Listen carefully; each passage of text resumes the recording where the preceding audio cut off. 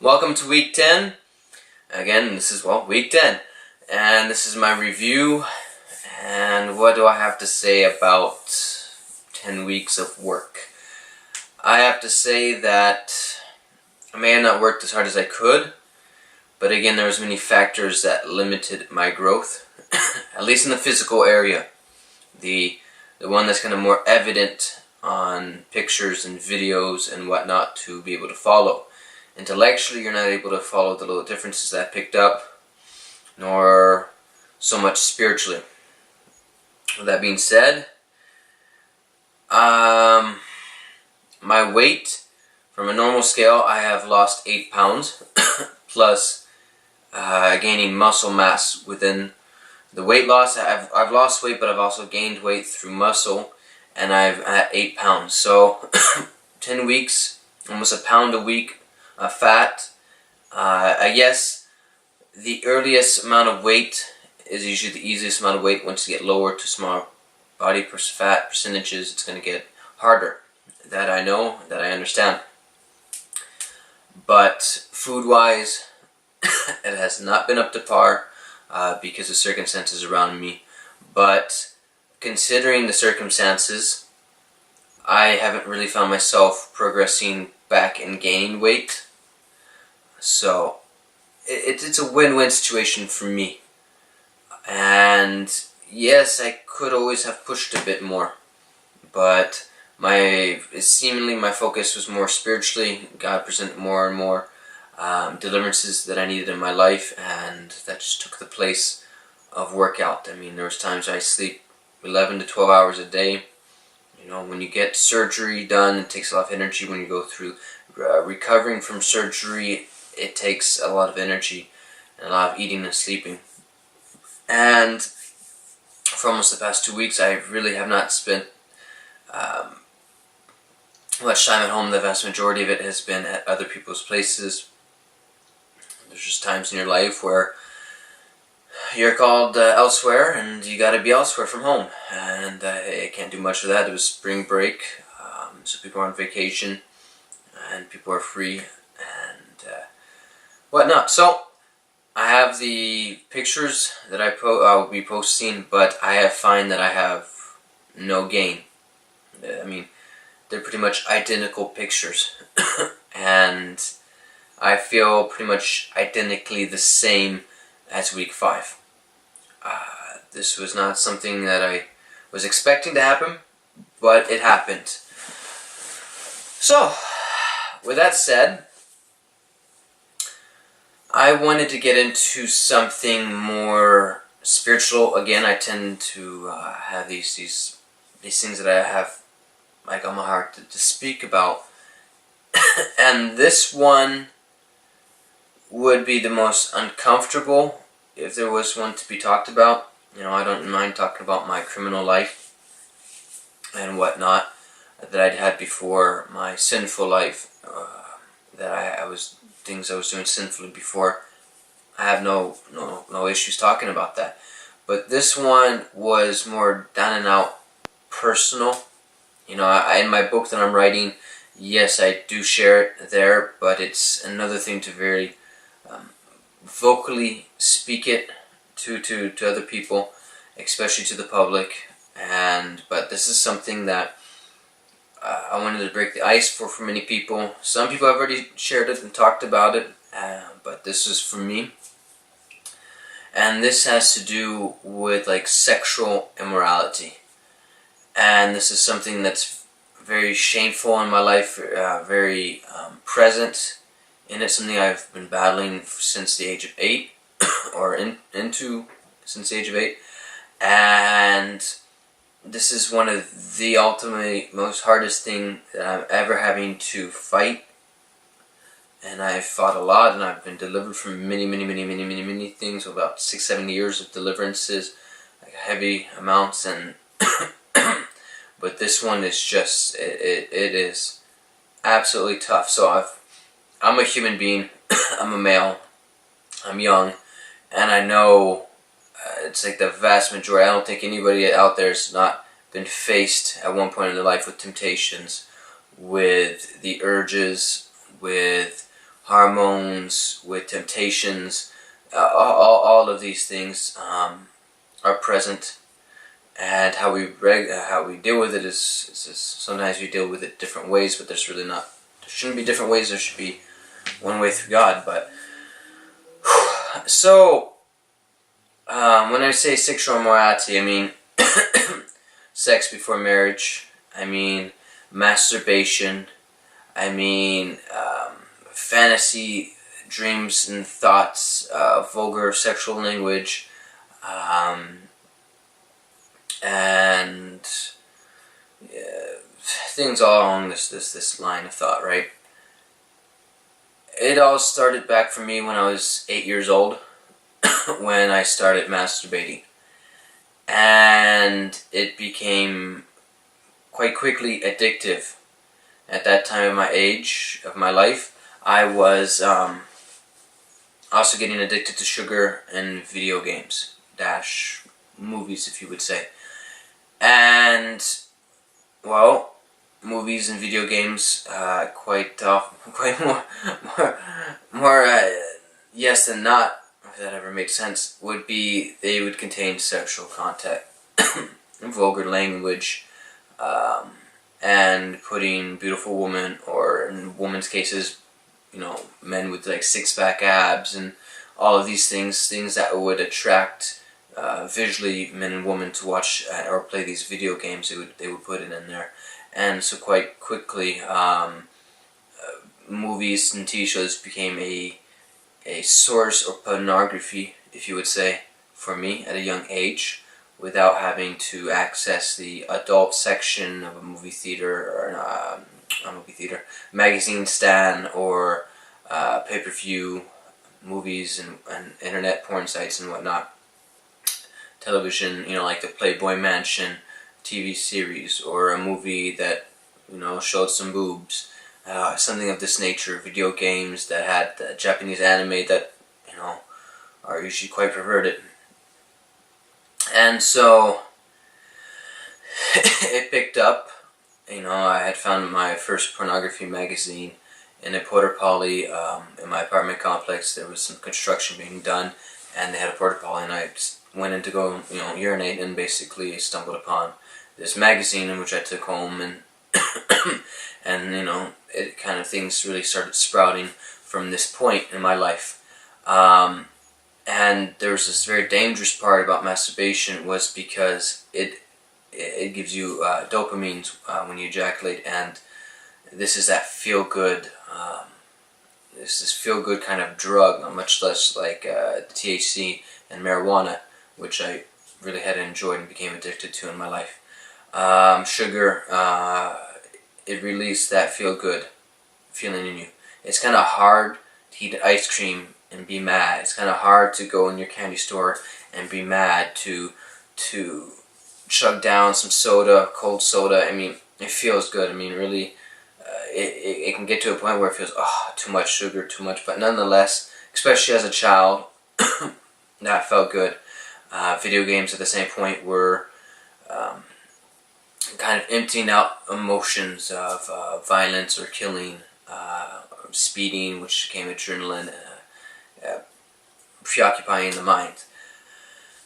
Now, as a child, these things were trying to fill in a hole in my life, and absolutely at that point that I can now express, verbalize, and identify would be a lack of love, specifically unconditional love, which I wrongly sought out of my mother as a kind of an obligation, because she was my mother. She gave birth to me, and she should be the closest to me to have given me this love.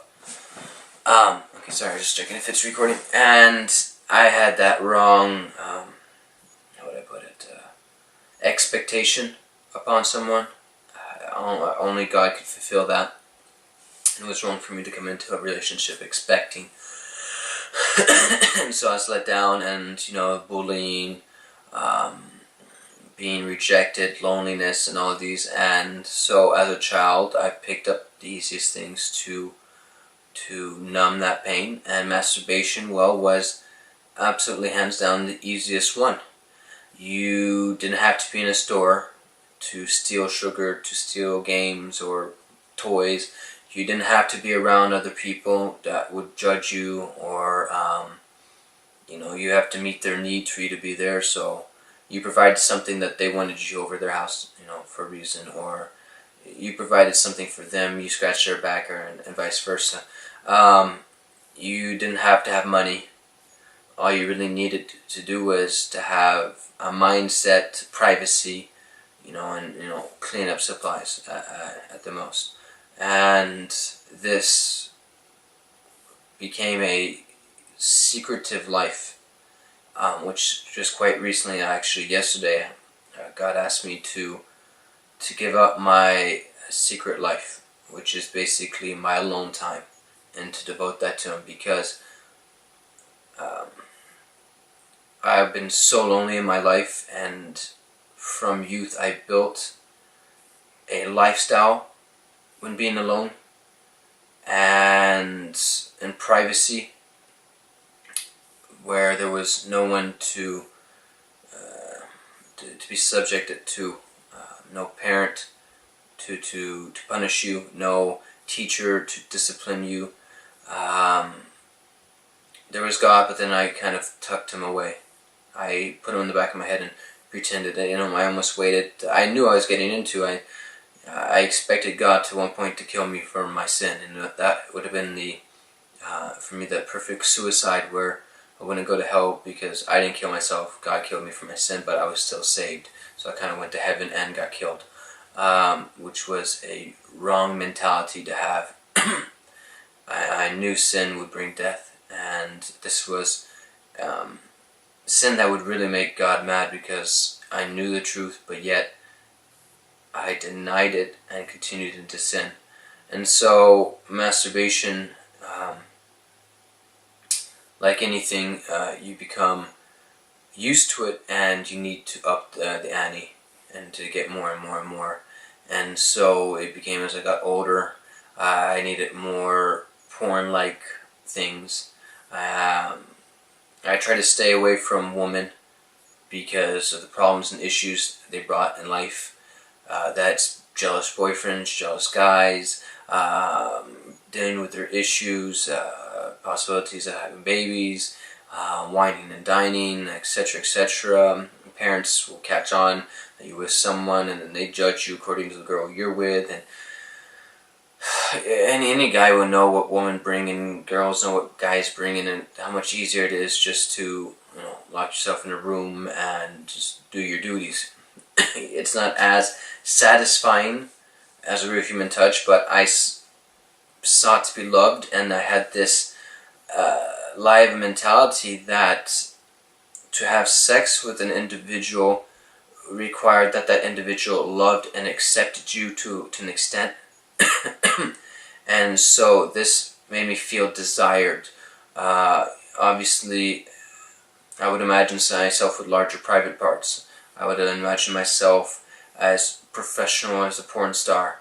I would imagine the woman to be to the exact extremes that I would have humanly desired one to be like. And so you built this fantasy, imaginative, imperfectly perfect world, and it was a very unhealthy mindset. And it progressed that I had to search more into hardcore porn, into more niches, masturbate in very adrenaline rushing situations that are kind of shameful to speak of. But I mean, it's quite embarrassing and stupid if I would say it's the places I've masturbated, but you got a thrill out of it. It was kind of thrill-seeking at the same time, to get away with it, as much like stealing and other things of this nature. And so it progressed and it progressed, and the amount of times I would do it a day increased to the point where I was doing at least once a day, every day, to 3 times a day, to hitting tops like 6 times a day. I mean, anyone could say ejaculating 6 times is not healthy, it's not natural. and the mindset, how many women I've objectified in my head, um,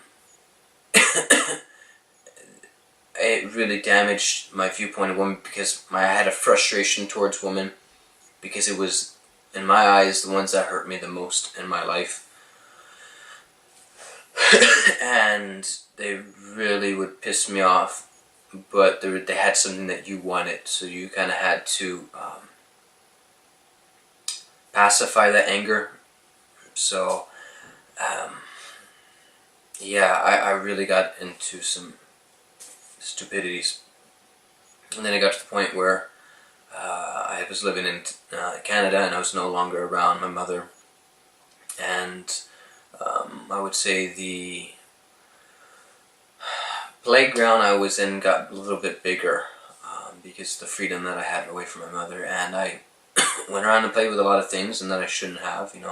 Lost my virginity around the 14-15 year mark, and it's something that I, for many years, was pissed at myself, especially later when you come to realize that you lost your pureness, you lost that gift to give to your wife that God had for you, and that I could not present her my pureness, because of my lack of patience, my lack of self-control, my selfishness that I needed to satisfy my needs, that my lack of unforgiveness has gotten in the way and destroyed many things. And and then I had more and more sex with different women, and it was a miracle that I didn't have any sexually transmitted diseases and things of this nature. But I could say having sex with all these women before my time really brought around issues that would have never arrived had I not done this, had I remained pure. I would say I have more headaches than positives out of the situation, and we also have the fear that the wife that God has for us won't sexually please us as we can ourselves, mentally, physically, or that they will limit their sexual behaviors to someone that we would consider a freak, or won't do what we desire, again, humanly desire. But then it also damages our mindset towards women, and again, like I said, objectify them as that they're more what they can provide rather than what they can provide us rather than what we can do to them. And this comes into this problem of submitting yourself to your wife, and your wife submitting yourself to you. But again, no one really understands you first have to submit yourself to God before you can submit yourself to your wife fully. And it was supposed to be the point when you submit yourself to your wife, you do everything within basically your power, again, within the bounds of holiness and righteousness and whatnot, to please your wife. At the same time, she should be doing the same thing to you, so in the end, both of you should be pleased, but less self-focused. But pornography and masturbation, sex before marriage, premarital sex, just does not fulfill that. Having sex with girls that have boyfriends, I did that, and you're a destructive piece in other people's life. I've came out hurting women, not physically, but emotionally scarring them, and being scarred back. Even just masturbation. There's nothing natural about the speed of a hand, and that will reflect, not necessarily erectile dysfunctions, but you normally will not be able to have sex as fast, or she as fast as your hand, and you kind of numb it to an extent, a loss of feeling and sensibility. Anyone knows if you don't play with yourself for a long time, it becomes very sensitive. And most of us will actually masturbate to remove that sensitivity. No one wants to be in school and have a boner and stuff like this. And it's very uncomfortable to be horny in certain situations. And so we justify masturbation and sex. I would even give this excuse, it'll help relieve a headache. It'll help me go to bed. It will help with this and that. And that was not true. Okay, there was a slight part that was true, but I mean, it was not a reason of justification. There should be no reason why I should be doing that. There's the lie that you'll get blue balls and it's painful, but God foresaw this, and He would have given us ways of managing out of it. The only way that I was able to really get out and minimize things was through forgiveness, because it helped remove the anger towards women. Being able to receive more and more of God's unconditional love, and to be able to understand that these situations that I passed through and why they happened. And I was frustrated at God that I wanted bigger private parts. I wanted it to be taller. I wanted to be more, I guess, masculine and movie star like, to be sought by, to be desired, to be able to provide, to do all of the above that the world seeks. I mean, the Bible even talks about it in the book of what book am I reading? It's in the Old Testament. Not the Ezekiel. Excuse me, I forgot exactly what book, but talking about when God was saying the Israel, He was comparing her with two sisters and whatnot, and basically they mentioned a part, that they wanted the Syrian men, because they were, dressed in basically suits and chariots, like nice cars. They had the balls the size of donkeys, and again, many women look at men that are successful, rich, good-looking, have giant private parts, and things of this nature. So men got objectified also, and there's this worldly, ungodly desires, and so dying to your desires and living for the desire of God plays a part into not masturbating, not having premarital sex or sexual immorality. Then there was this thing that is even harder, is your private life, and private life including your thoughts, where the thoughts that no one else gets to see, and pretty much you don't have to speak it, but excuse me, many of us, all of us, look at women, and I speak for the part of being a man. I know women look at the bulges of men's crotch area, the butt, look at the pecs, the neck, the back. They look at these things too, as we look at them. So let's not be ignorant here, and it's only one side. But men just have a larger signal to let you know that they're really horny. But that aside, was that we think these things.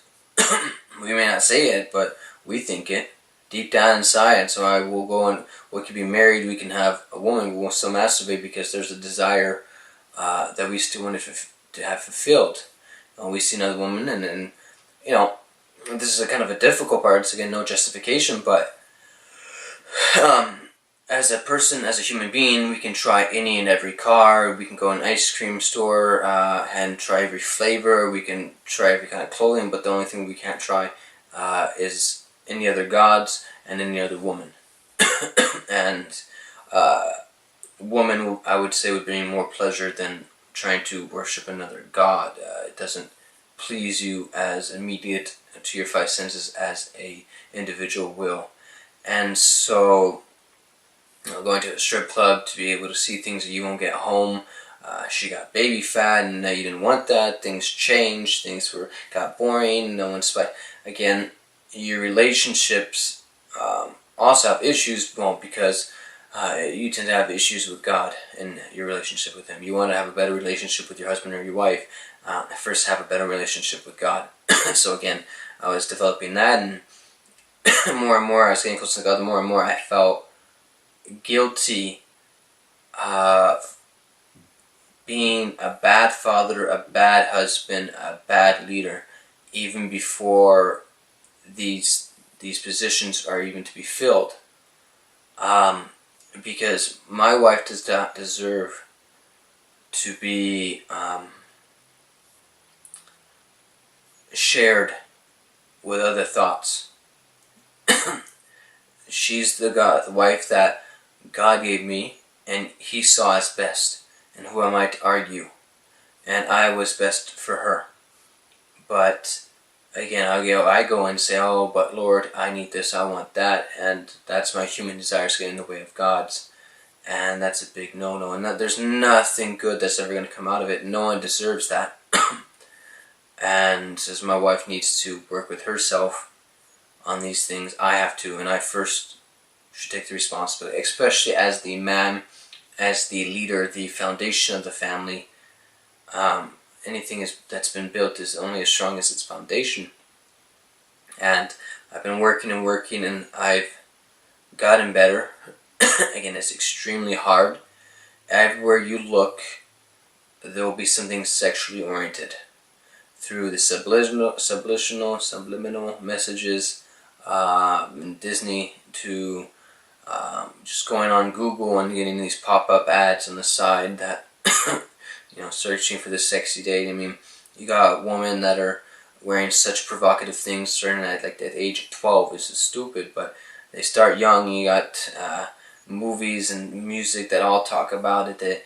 It's so oversaturated, the sexual content, the general perverseness that men and women have.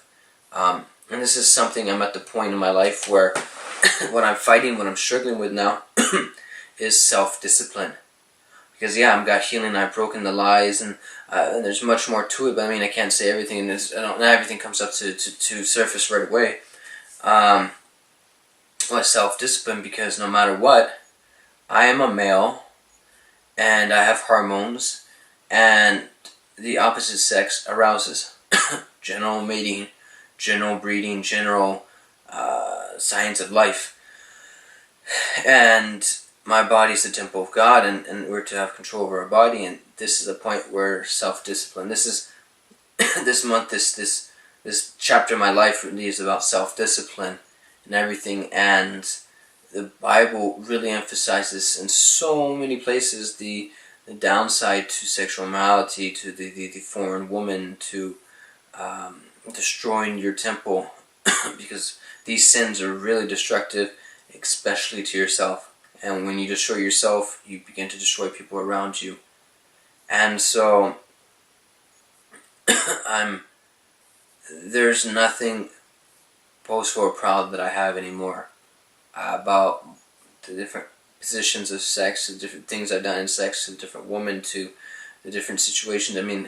I carry no pride in what I've done, and how sorrowful I am to God, to myself, to the woman, to especially my wife, to my children, to be. And I was wrong. I really, really, really was wrong. And I cannot undo what I've done. It's done. But what I can do is get back on track, to remain pure until then, to remain self-controlled, to be able to help those who struggle. And telling you the bonds that you have. Any porn site, anything, porn companies, they all have, they all will link themselves to demonic names, to everything. There's ex-strippers that talk about being demon-possessed, and it can explain the spirits, behind homosexuality, behind pornography. Whether you want to believe it or not, there is a large spiritual warfare out there. Wow.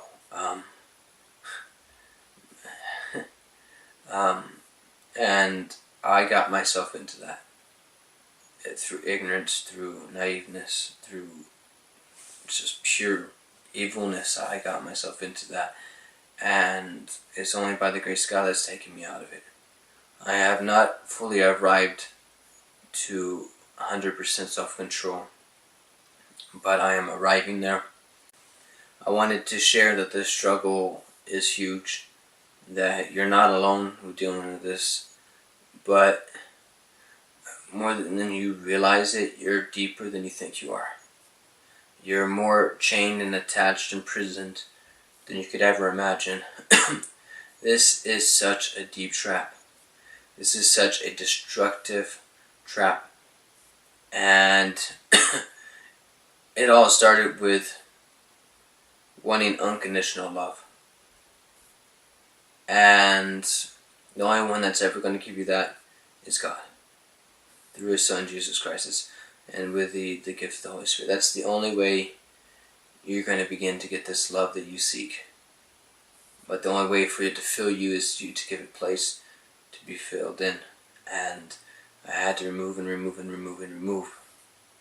I'm just getting to some very deep stuff in my life. I thought every other one was deep, deep, deep, but I mean, it's getting hard and harder and harder and harder. I mean, the process, the steps get easier with practice, the ability to discern, and the trust and faith that I have in God. But God's really been surfacing emotions in my life, bringing convictions, even disciplinary warnings, and stuff. And I want to be pure. One, because I'm destroying myself, that I'm hurting God and sinning before God, and it's hindering our relationships in the point. And because my wife does not deserve that, my children don't deserve that. They would never deserve that. Well, it was a bummer. I just the battery died and I lost my train of thought, but I have another train of thought that's coming, and this was part that was influencing the way I thought was the feeling of being used. And I know from a lot of women I've ever talked to,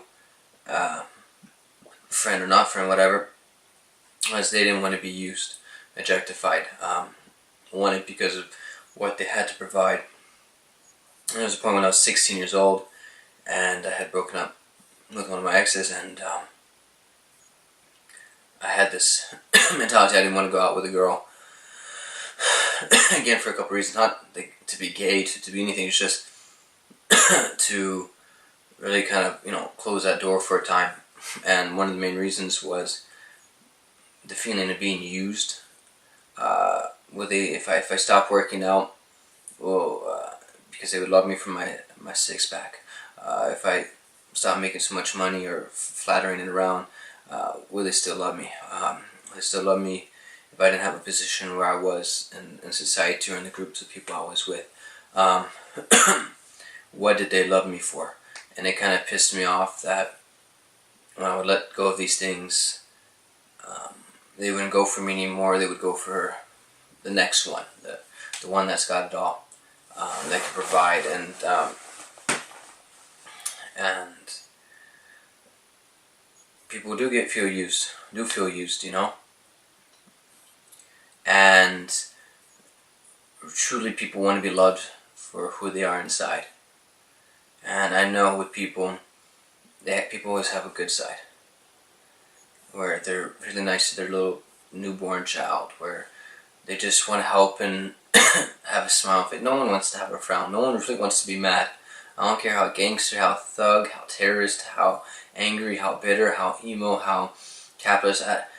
All of us want to be loved, to smile, why feel pain? Why be angered and bitter? There is no reason for it. And we get hurt and we close our heart. So what happens is, how can someone love you for who you are, who your heart is, if your heart's closed? And you close it to that opposite sex, normally too, especially. I mean, I've met so many women that are mad at men, in specific. I mean, it's incredible. And then how many men, opposite sex. Again, where they're mad at their own sex at points, but not as much as the opposite sex. And this has just been a point where men get mad at other women, so they turn to men that are mad at women, or that men can please men better than women. It gets really twisted and nasty out there. But we close our heart, which contains, or should contain, love, and the switch really gets switched on would be lust. And the vast majority of people do not know the differences between lust and love. and they spell love L-U-V, rather than L-O-V. And lust is a big issue. I mean, it was a big issue in my life. I mean, people lust over cars, lust over fame, lust over women, over sex. I mean, they idolize sex. Men idolize boobs, vaginas, and butts. They do. And we idolize stars, we idolize celebrities, idolize all activities and ordain them. It's we get sinful and we stay sinful and we lose touch of that heart. We want people to love it, or we open up to very, very, very select few at very select times and expect that to be okay. And if you come into a relationship with lustful issues, with unforgiveness against women, frustration, bitterness, lies, burdens, anxieties, fears into a relationship, you're carrying an unnecessary baggage. You're asking for it, and then you don't want that other individual to open up the closet full of problems. And if they get close to it, you get defensive, you get aggravated. And if they open and go through your stuff, man, you get pissed. And it's not necessarily you're pissed at the individual. If it would have been anybody, you would have done the same thing. But because we hurt those that get closest to us, and that's because when you have basically an arrow sticking into you, I don't have an example here.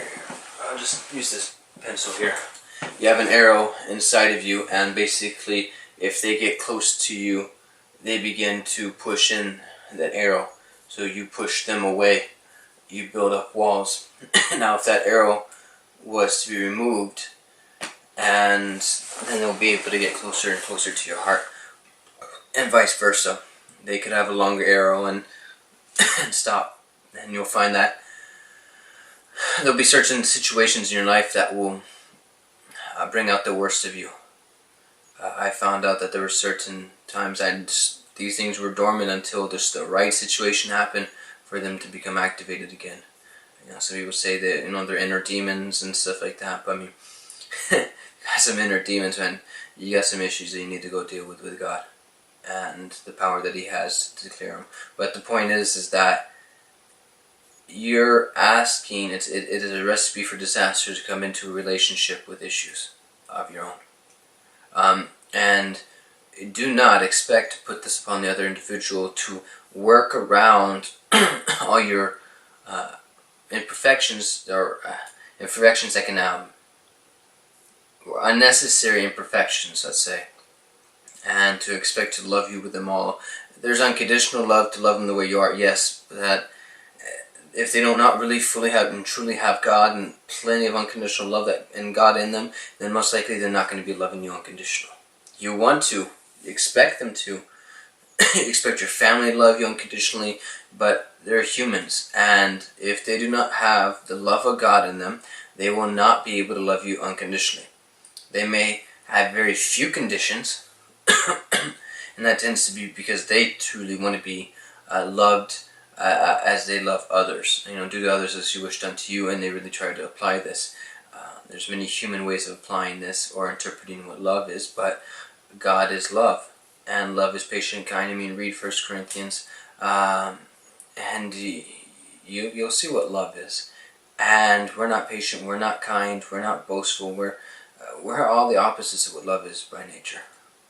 It just doesn't seem to be human to unconditionally love people, to love to wait, to love this, and all so much stuff, right?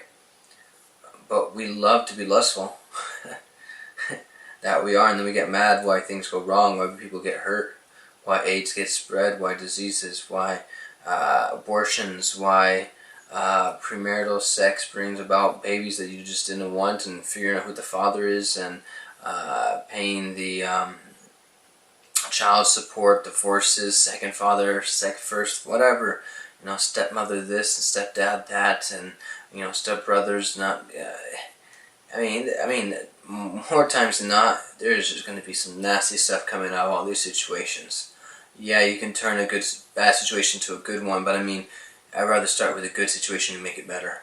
Um, I mean, from just my experience with all this, I've known people that had slept with over thousands of girls, been gay, been back to being straight, to being dancers, to being nymphos, people that have been virgins until married, and I can say that the virgins would be happy that they didn't go through all the issues that, say, the opposite extreme went through. tend to have the frustration why the others were able to be all sinful and then be forgiven, while that individual or those individuals had to suffer through the self-disciplinary processes, the self-control, the lack of knowing of, while the other ones got to try everything, do everything, and still came out forgiven when they turned back to God, if they turned back to God and truly be forgiven. But then again, our reward is not necessarily on earth but in heaven. And for sure, the ones that had toughed it out, the ones that really truly remain pure, kudos to y'all. God sees it. I really wish I could have been like y'all. I could have, but I'm not excusing myself from the hurts, from the pains, because it'd be ignorant for me to not to say that you guys went through things that challenged your faith, challenged your ability, that tempted you. I just made the wrong choices, but I seek to get back there, to undo everything that I went into, and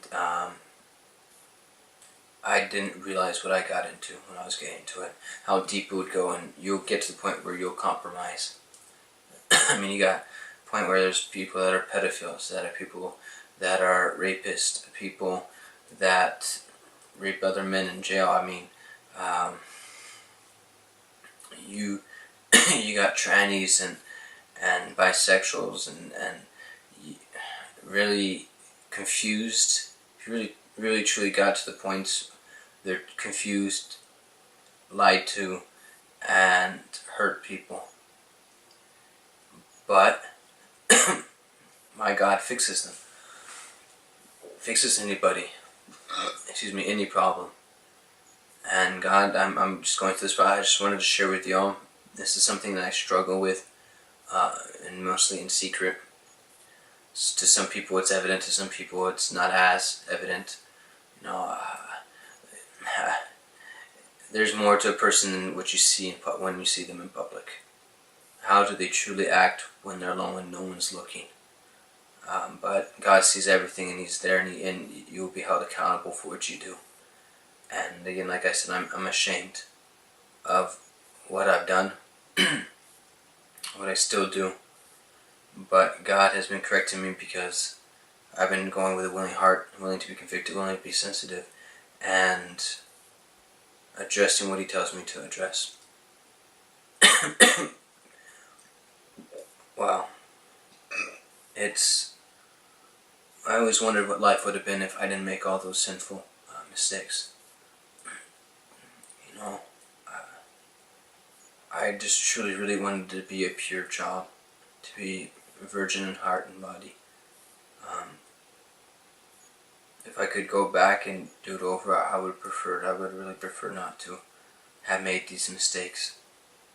I think I would have been more joyful in it. I mean, I jumped the gun and went through curiosity to find what I was not supposed to have ahead of time. And so it's like I ruined the surprise, the sex and marriage of.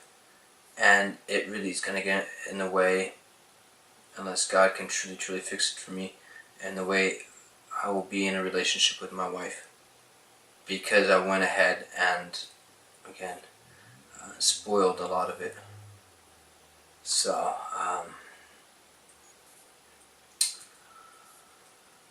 it's a tough apple to bite into.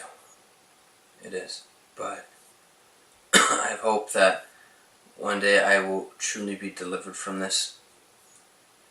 And it'll be a really, really, really rejoicing. It'll be like for me having the tabernacle come back into Israel. Kind of rejoicing. Because I've been delivered from all these other things, but this one is just that. That one follows you like a shadow. And I'm almost there. I'm not going to give up. I really am not. I fought too long and I've gotten too far to stop fighting on that.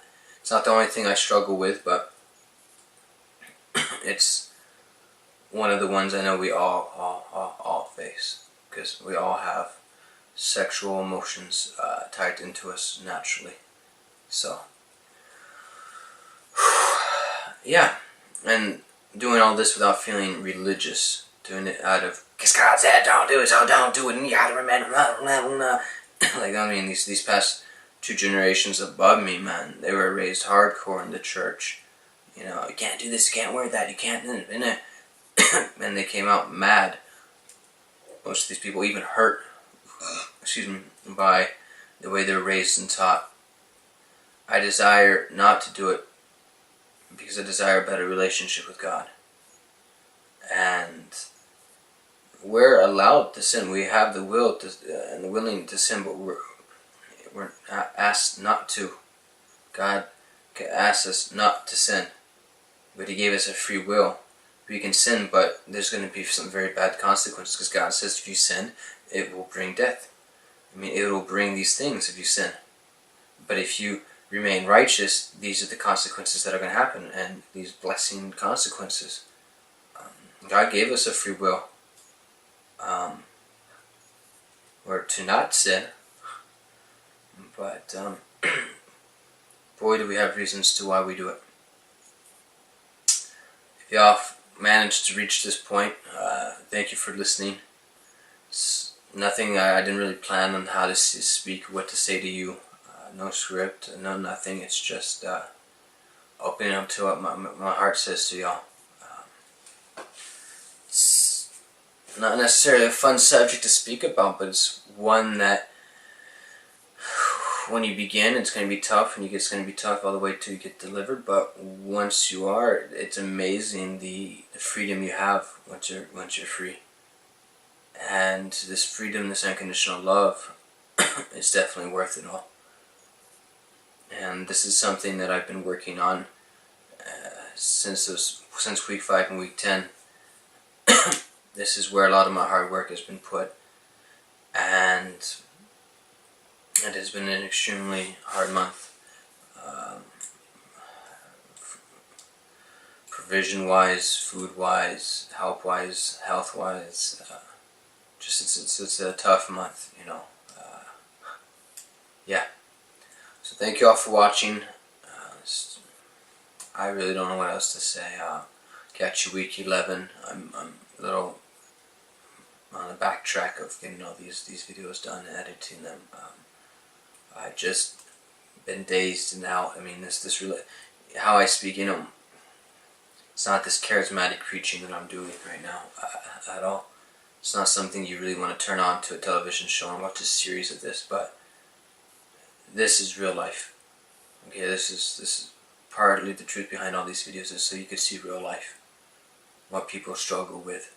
It's not all smiles when you go out of your house and go be around people and, you know, pretend to be happy, to pretend like nothing's wrong, to pretend that if you avoid thinking or feeling these emotions, that they cease to exist, they're just dormant. And